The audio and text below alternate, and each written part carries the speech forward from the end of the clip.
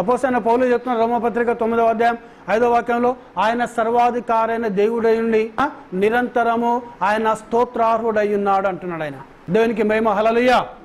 ఆయన ఎవరట? ఆయన సర్వాధికారైన దేవుడు. ప్రతి మోకాలు యేసు నామములో వంగాలి, ప్రతి నాలుక యేసును ప్రభువు అని అంగీకరించాలి. ఎక్కడ? పరలోకంలోనూ, భూమి మీదను, భూమి కిందను. అంటే యేసు కంటే గొప్పవాడు ఎవడున్నాడు? యేసు ప్రభుడు ఏమంటున్నాడు? ప్రవక్త కంటే నేను గొప్పవాడిని నేను అంటున్నాడు ఆయన. దేవునికి మహిమ, హల్లెలూయా, హల్లెలూయా. అక్కడ పరలోకములో యేసు కంటే గొప్పవాడు ఎవరు లేడు. ప్రభుని యేసు క్రీస్తు కంటే గొప్పవాడు ఎవరు లేరు. అక్కడ భూమి మీద కూడా ప్రభుని యేసు క్రీస్తు కంటే గొప్పవాడు ఎవరు లేరు. భూమి కింద కూడా ప్రభుని యేసు క్రీస్తు కంటే గొప్పవాడు ఎవరు లేరు.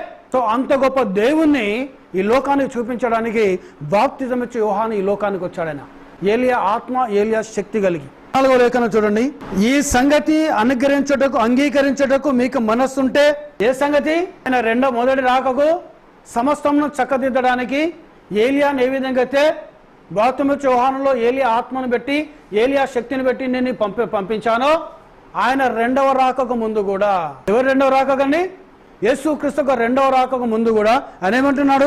ఈ సంగతి అంగీకరించుటకు మీకు మనస్సుంటే రాబోవు ఏలియా ఇతడే, వినుటకు చెవులు గలవాడు వినుగాక.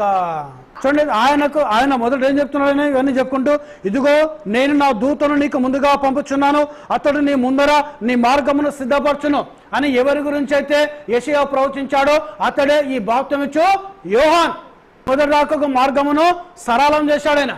ఆయన తన దూతను పంపించాడైనా, మార్గంను సిద్ధం చేశాడైనా మొదటి రాకకు. ఆ వచ్చిన దూత ఎవరనగా బాప్తిజమిచ్చు యోహాను. అందుకే బైబిల్ చెప్తుంది, ఇదిగో ఒక మనుషుడును, అతడు దేవుని దగ్గర పంపబడిన వాడు, ఆయన పేరు బాప్తిజమిచ్చు యోహాన్. అతడు వెలుగుని గురించి సాక్ష్యం నీకు వచ్చాడైనా, వెలుగుని లోకాన్ని చూపించి నీకు వచ్చాడైనా. ఆయన పెళ్లి కుమారుని లోకాన్ని చూపించాడైనా. ఆ వెలుగు యేసుక్రీస్తు అయినాడు, ఆ పెళ్లి కుమారుడు యేసుక్రీస్తు అయినాడు, ఆ దేవుడు ప్రభుని యేసుక్రీస్తు అయినాడు ఆయన.